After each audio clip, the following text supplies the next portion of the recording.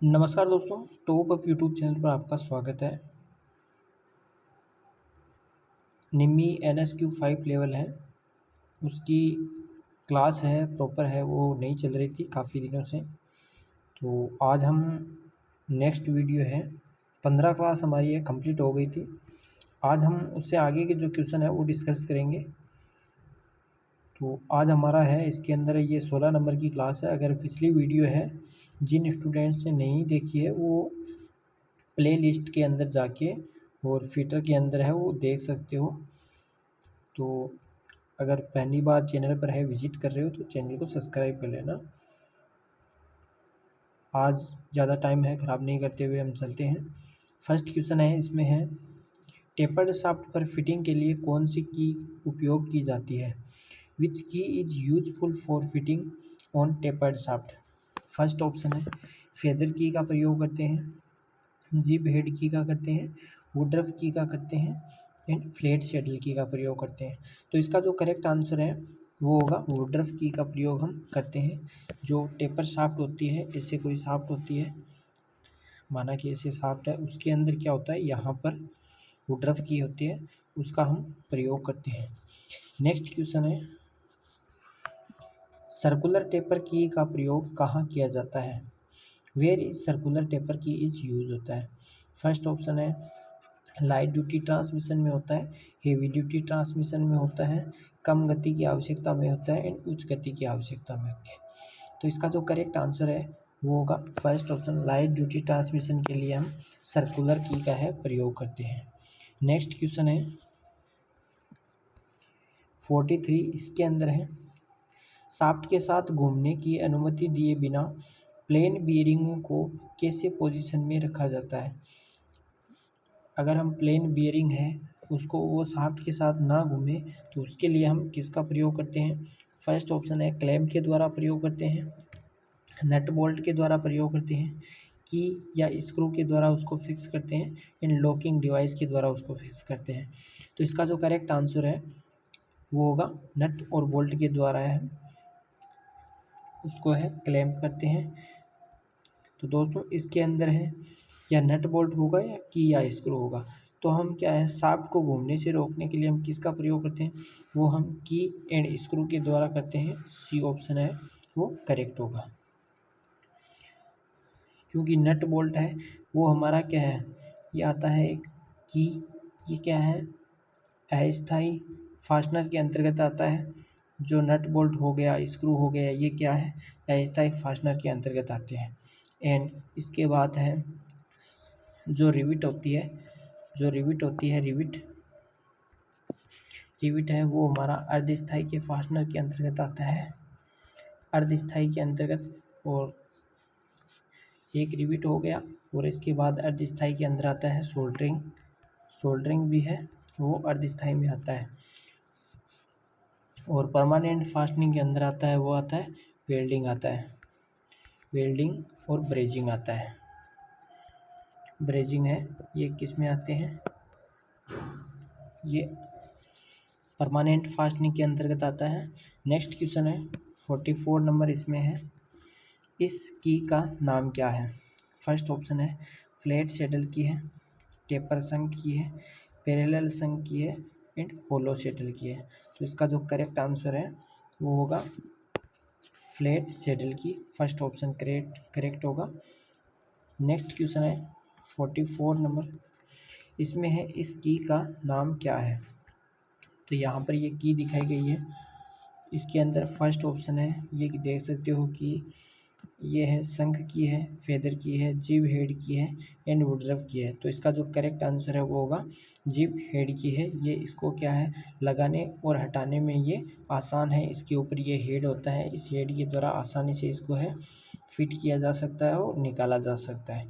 Next question है 46, इसमें है what is the file for lock repair and the filing hard नोच इन की है? ताले की मरम्मत और चाबियों में हार्ड नोच की फाइलिंग करने के लिए किस फाइल का उपयोग किया जाता है? फर्स्ट ऑप्शन है पिलर फाइल का प्रयोग करते हैं, फ्लेक्सिबल फाइल का प्रयोग करते हैं, वार्डिंग फाइल का प्रयोग करते हैं, स्विच पैटर्न फाइल का प्रयोग करते हैं।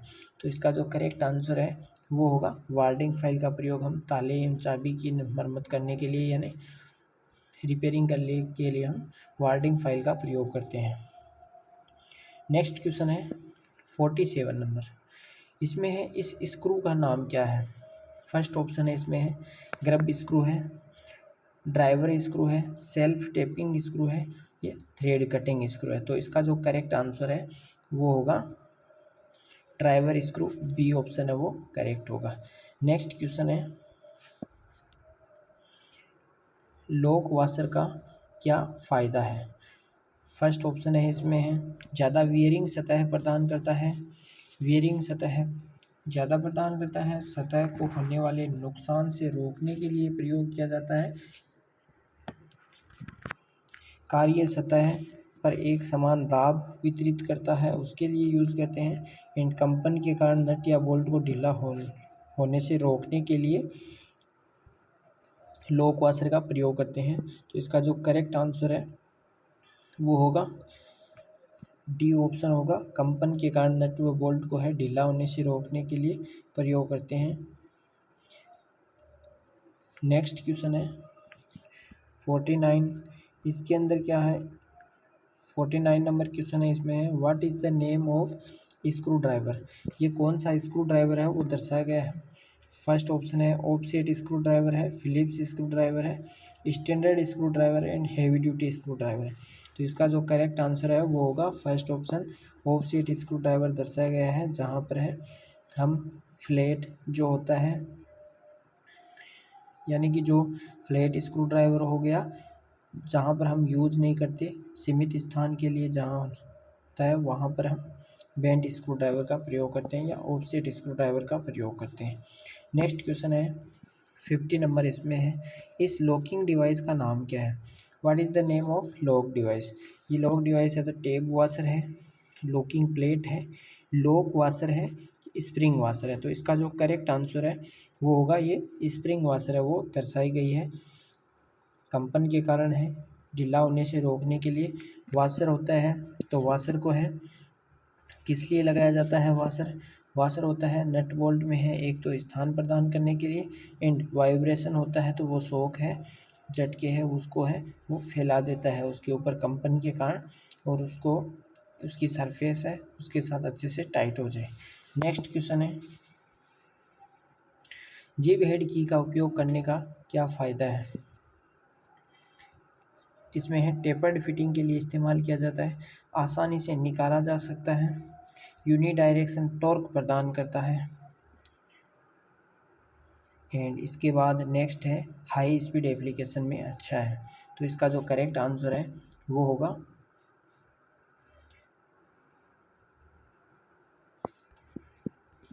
यहाँ पर देख सकते हो थोड़ा सा है वो ऊपर चला गया था, आसानी से है निकाला जा सकता है एंड इसको है कसा जा सकता है, तो इसके लिए जिब हेड की का है वो प्रयोग किया जाता है। नेक्स्ट 52 नंबर क्वेश्चन है, इसमें है नुकीले कोनों को फिनिश करने के लिए किस फाइल का उपयोग किया जाता है? Which file is use for finishing solve corner के लिए हम करते हैं। फर्स्ट ऑप्शन है पिलर फाइल का, रिफलर फाइल का, बेरेट फाइल का एंड वार्डिंग फाइल का। तो इसका जो करेक्ट आंसर है वो होगा रिफलर फाइल का है, कॉर्नर को फिनिश करने के लिए हम किसका प्रयोग करते हैं? रिफलर फाइल का प्रयोग करते हैं। नेक्स्ट क्वेश्चन है इस फाइल का नाम क्या है? What is the name of file? First option है टिनकर फाइल है, ये क्रॉसिंग फाइल है, स्विस पैटर्न फाइल है एंड ड्रेडनोट फाइल है। तो इसका जो करेक्ट आंसर है वो होगा टिनकर फाइल है, इसका उपयोग है ऑटोमोबाइल में की टिनकरिंग करने के लिए हम प्रयोग करते हैं, यानी कि ऑटोमोबाइल पार्ट्स है उसको जोड़ने के बाद उसकी टिनकरिंग करने के लिए इस फाइल का प्रयोग किया जाता है। नेक्स्ट क्वेश्चन है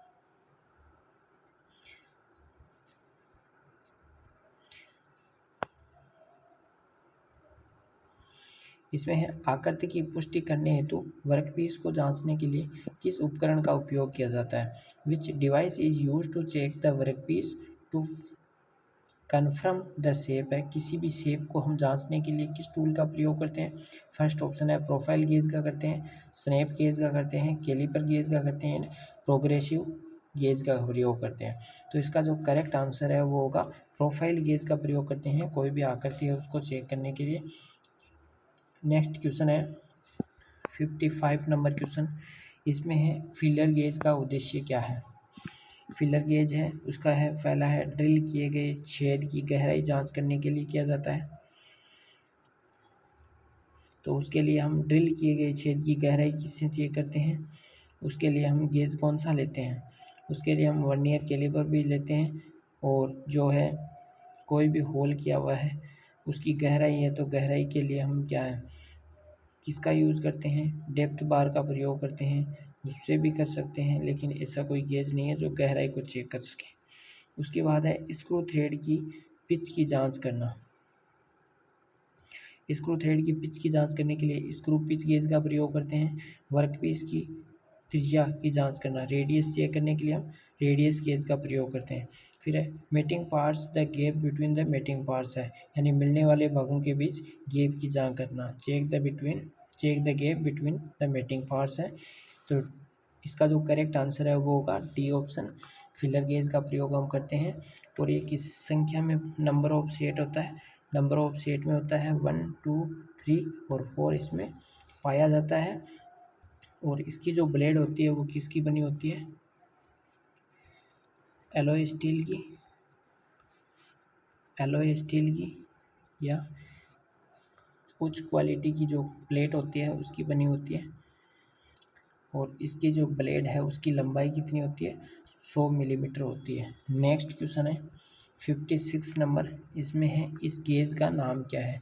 what is the name of gauge, तो ये कौन सा गेज है। फर्स्ट ऑप्शन ड्रिल गेज है, सेंटर गेज है, प्रोफाइल गेज है, स्टैंडर्ड वायर गेज है। तो इसका जो करेक्ट आंसर है वो होगा D option, standard wire gauge है वो दर्शाया गया है इसके अंदर। जिसमें क्या है किसी भी है सीट है उस सीट का साइज चेक करने के लिए उसके के लिए स्टैंडर्ड वायर गेज का हम यूज़ करते हैं। सेंटर गेज है तो सेंटर गेज का हम प्रयोग करते हैं कोई भी जैसे है ड्रिल का जो एंगल होता है उस एंगल को चेक करने के लिए सेंटर गेज का प्रयोग किया जाता है। ड्रिल के एंगल को चेक करने के लिए हम किसका प्रयोग करते हैं, सेंटर गेज का। और ऊपर जो आया था प्रोफाइल गेज है, कोई भी जॉब है उसकी प्रोफाइल है उसको चेक करने के लिए हम क्या करते हैं, प्रोफाइल गेज का प्रयोग करते हैं। नेक्स्ट क्वेश्चन है 57 नंबर, इसमें है which gauge is use to check the outside diameter of a cylindrical shaft. बाहरी व्यास की जांच करने के लिए किस गेज का प्रयोग करते हैं। फर्स्ट ऑप्शन है इसमें है plug gauge, plain ring gauge, taper ring gauge, progressive plug gauge.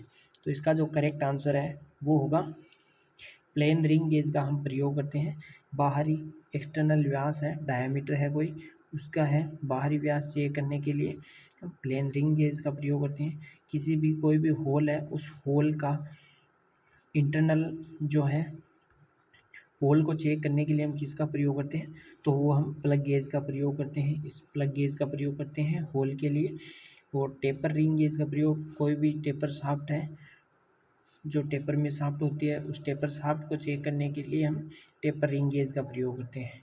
और प्रोग्रेसिव प्लग गेज होता है जिसके अंदर क्या होता है गो और no go go and no go होता है, वो एक ही एंड पर होता है। गो एंड होता है वो होल के अंदर है प्रवेश करता है, एंड नो गो एंड है वो प्रवेश नहीं करता है। यानी कि ये गो लिमिट होती है वो होल की लिमिट के बराबर होता है, एंड नो गो लिमिट होती है वो होल से अधिक होती है, इसलिए ये नहीं जाता है अंदर, प्रवेश नहीं करता है।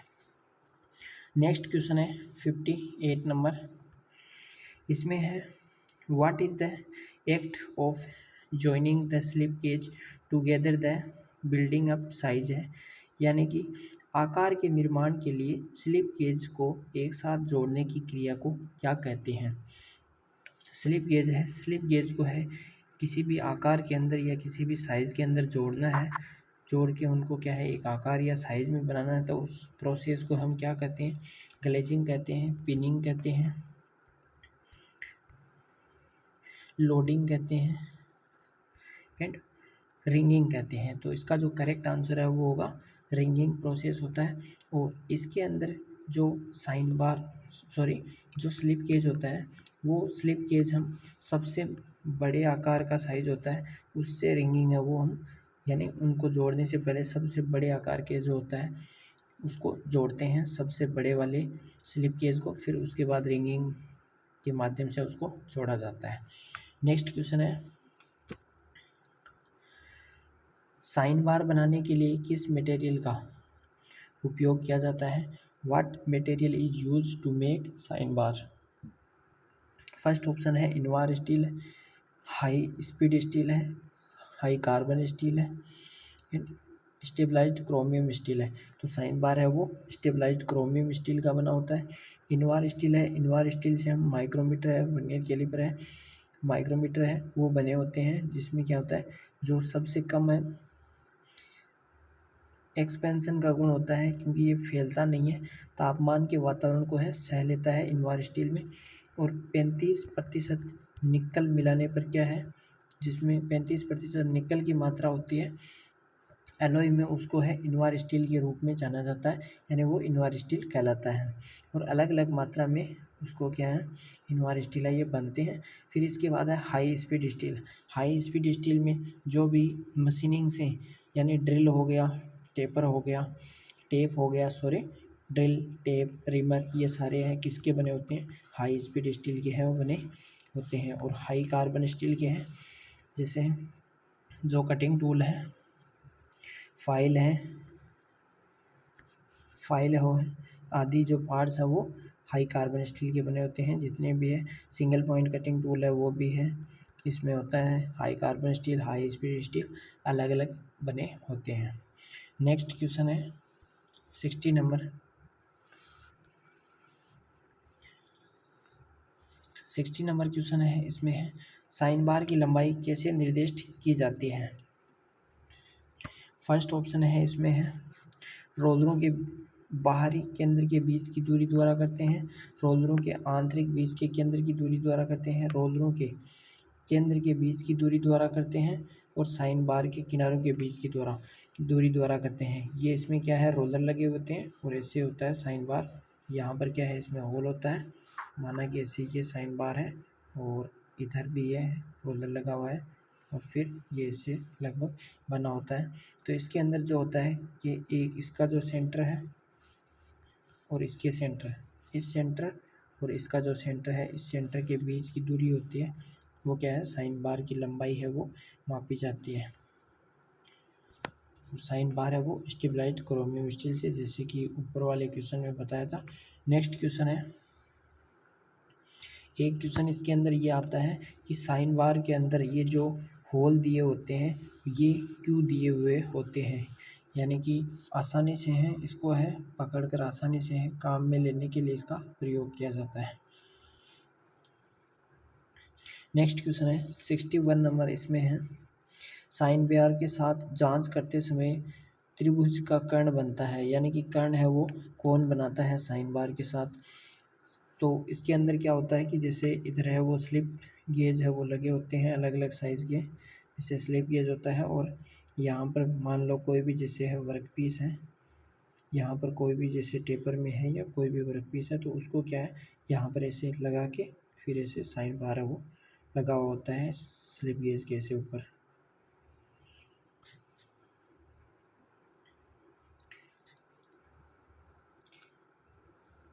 तो इसके अंदर है फर्स्ट ऑप्शन, इसके अंदर है सरफेस प्लेट होती है वो बनाती है साइन बार की चौड़ाई बनाती है, साइन बार की लंबाई बनाती है, स्लिप गेज की ऊंचाई बनाती है। तो साइन बार को जो कर्ण है वो कौन बनाता है? साइन बार की लंबाई है वो बनाती है। नेक्स्ट क्वेश्चन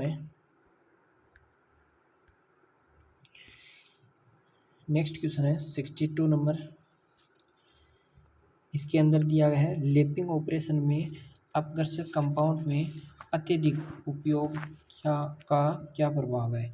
अगर हम लेपिंग एब्रेसिव है किसी भी कोई भी जैसे मटेरियल हो गया, और जो लेप जो बना होता है वो ज़्यादातर है सॉफ्ट मेटल का बना होता है, कास्ट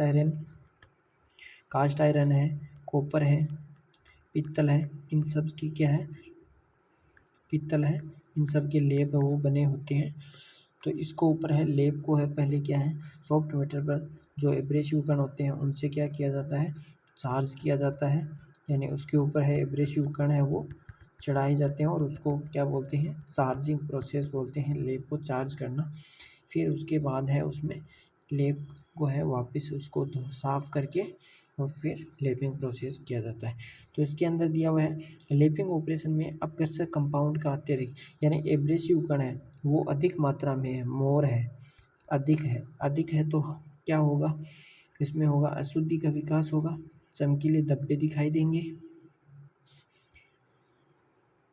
घटक मूवमेंट बाधित करेंगे, लेपिंग कंपाउंड चिपचिपा होगा। तो इसका जो करेक्ट आंसर है वो होगा अशुद्धि का विकास है, उसमें होगा अत्यधिक एब्रेसिव कण होंगे। तो नेक्स्ट क्वेश्चन है 63 नंबर, इसमें है यदि वर्कपीस की तुलना में लेप कठोर है तो क्या होगा। तो लेप हमेशा होता है वो क्या होता है, सॉफ्ट होता है, और वर्कपीस है लेप से क्या होना चाहिए, कठोर होता है, तभी वो लेपिंग प्रोसेस होगा। वरना क्या होगा, लेप है वो क्या है, वर्कपीस है वो लेप से क्या है, यहाँ पर मूवमेंट होगा तो वर्कपीस चार्ज हो जाएगा, उसके ऊपर चार्जिंग हो जाएगा, और वर्कपीस के बदले लेप वर्कपीस को काटने के बदले क्या है, वर्कपीस लेप को ही काट देगा। तो इसका जो करेक्ट आंसर है फर्स्ट, इसमें क्या दिया है, वर्कपीस को लेप काट देता है, एक्यूरेंसी प्राप्त नहीं की जा सकती, लेप वर्कपीस को काट देगा, यानी वर्कपीस लेप काट देगा तो हमारा काम ही हो जाएगा, लेपिंग ऑपरेशन कुछ धब्बे बनाने लगेगा। तो इसके अंदर इसका जो करेक्ट आंसर है वो होगा वर्कपीस है, वर्कपीस लेप को काट देगा, सॉफ्ट होगा तो लेप है खुद कट जाएगा और वर्कपीस है उससे एब्रेसिव हो जाएगा, एब्रेसिव कण, फर्स्ट ऑप्शन है वो करेक्ट होगा। दोस्तों समझ में आ रहा है, अगर समझ में आ रहा है तो कमेंट के अंदर है यस है लिखना है आपको, और अगर नहीं आ रहा है, थोड़ा बहुत एक्सप्लेन करना है तो उसमें भी आप है कमेंट कर सकते हो कि थोड़ा बहुत इसके अंदर है कि हमारे को यहाँ पर ये चीज़ समझ में नहीं आ रही है, तो उसके अंदर है कमेंट करोगे तो उसको है आगे की वीडियो में है अच्छे से समझाने का है प्रयास किया जाएगा। और वैसे अच्छे से मैं प्रयास कर रहा हूँ ताकि सारा चीज़ है वो समझ में आए। नेक्स्ट इसके अंदर है, किस सामग्री का उपयोग छोटे व्यास के लेप बनाने में किया जाता है। फर्स्ट ऑप्शन है कास्ट आयरन का प्रयोग करते हैं, एल्यूमिनियम का प्रयोग करते हैं, ब्रॉन्ज एंड जिंक का प्रयोग करते हैं, कॉपर एंड ब्रास का प्रयोग करते हैं। तो इसका जो करेक्ट आंसर है, छोटे व्यास की जो लेप है वो कॉपर एंड ब्रास का हम यूज़ करते हैं। नेक्स्ट क्वेश्चन है 65 नंबर, इसमें है what is the name of surface texture measuring instrument. सतह टेक्सचर मापने के उपकरण का नाम क्या है।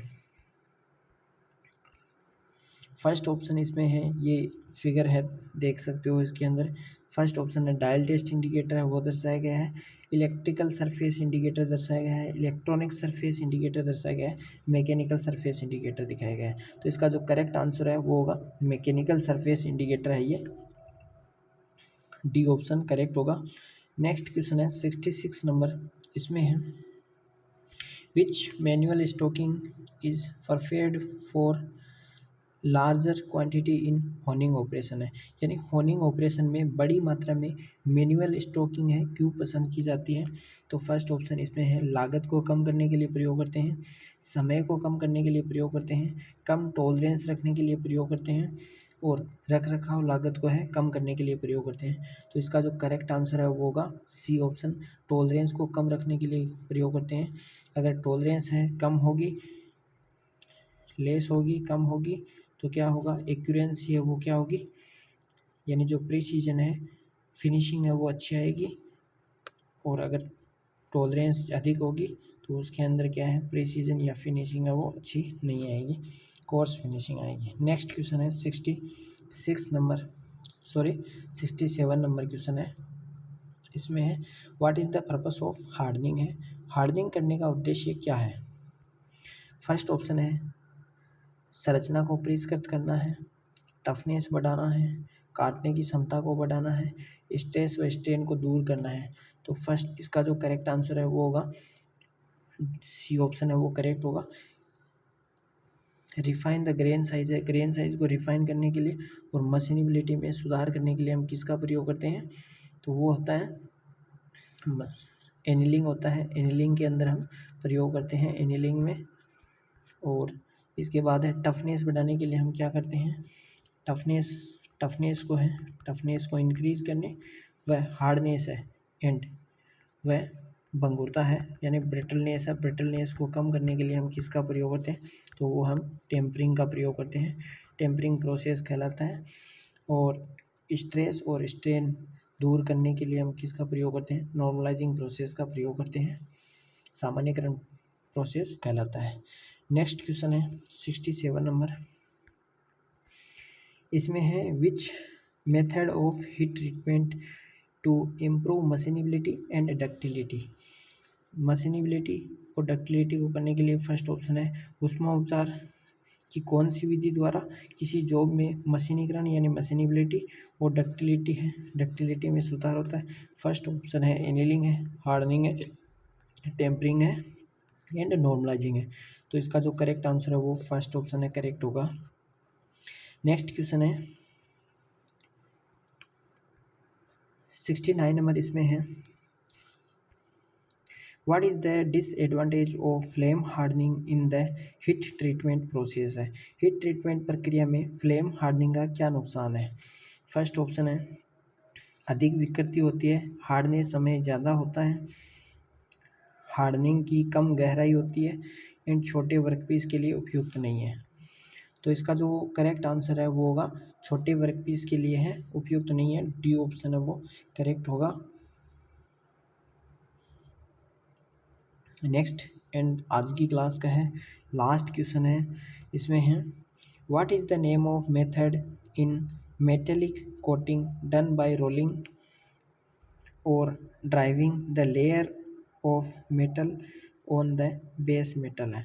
बेस मेटल पर मेटल की परतों को रोल एंड लेयर द्वारा खींचने के द्वारा किए गए धात्विक कोटिंग करने की विधि का क्या नाम है, यानी कौन सी ऐसी विधि है जिसके अंदर है मेटल को है दो रोलरों के बीच से है गुजार कर उसके ऊपर है रोलिंग करके उसको है खींचकर एक प्लेट में बनाया जाता है। तो वो कौन सा प्रोसेस होता है, स्प्रेइंग होता है, क्लेडिंग होता है, इनामेलिंग होता है एंड मोल्टन बाथ होता है, मोल्टन मेटल बाथ होता है। तो इसका जो करेक्ट आंसर है वो होगा बी ऑप्शन मोल्टन क्लेडिंग होगा, B option cladding correct answer होगा। तो दोस्तों अगर ये क्लास है हमारी अच्छी लग रही है तो चैनल को है सब्सक्राइब कीजिए, अपने दोस्तों के साथ शेयर कीजिए और हमारे वीडियो को है लाइक कीजिए। मिलते हैं नेक्स्ट वीडियो के साथ। Thanks for watching and bye bye.